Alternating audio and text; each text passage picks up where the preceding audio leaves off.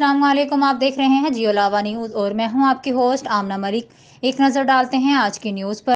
Assistant commissioner لاوا حبیب الرحمان نے آج اراضی ریکارڈ سینٹر کا دورہ کیا۔ تفصیلات کے مطابق اسسٹنٹ کمشنر لاوا حبیب الرحمان نے آج اراضی ریکارڈ سینٹر کا دورہ کیا، جہاں انہوں نے عملہ کی حاضری، ٹوکن کی فراہمی، بند کھیوٹ کے مسائل وغیرہ کا جائزہ لیا۔ اس کے علاوہ اسسٹنٹ کمشنر لاوا حبیب الرحمان نے لوگوں کے بیٹھنے کی جگہ اور صفائی کے انتظامات کا بھی جائزہ لیا، جس پر لاوا کی سماجی شخصیات نے اسسٹنٹ کمشنر لاوا حبیب الرحمان کو زبردست الفاظ میں خراج تحسین پیش کیا۔ سابق چیئرمین ایم سی لاوا ملک قدیر الطاف نے اپنی رہائشگاہ پر اظہار خیال کرتے ہوئے کہا کہ وزیر اعلیٰ پنجاب چودھری پرویز الہی کے 20 اکتوبر کو ہونے والے جلسہ میں اہلیان لاوا بھرپور شرکت کریں گے۔ ایک بہت بڑا قافلہ ہم اہلیان لاوا لے کر چودھری پرویز الہی کے جلسہ میں شریک ہوں گے۔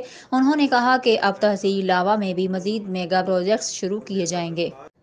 میاں والی ڈسٹرکٹ ایمرجنسی آفیسر انجینئر نوید اقبال کی ہدایت پر ریسکیو 1122 کے زیر اہتمام دانش اسکول ہرنولی میں ابتدائی طبی امداد کے متعلق تربیتی ورکشاپ کا انعقاد کیا گیا، جس میں ریسکیو انسٹرکٹرز نے طالبات کو بیسک لائف سپورٹ اور ابتدائی طبی امداد کے متعلق تربیتی لیکچر دیا اور عملی تربیت کے سلسلہ میں مشقیں کرائیں۔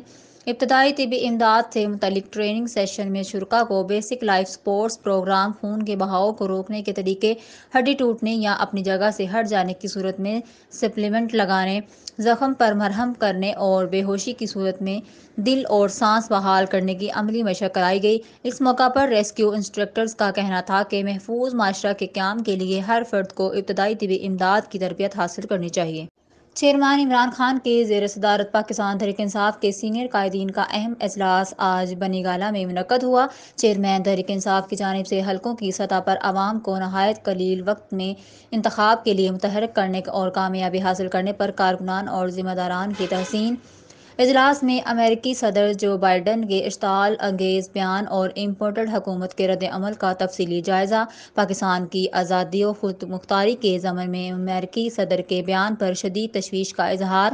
اجلاس میں سینیٹر اعظم صواتی پر زیر حراست تشدد کی شدید ترین الفاظ میں مذمت، سینیٹر اعظم صواتی پر تشدد کی تحقیقات اور ذمہ داروں کے خلاف سخت کارروائی کے لیے بھرپور اقدامات کی منظوری۔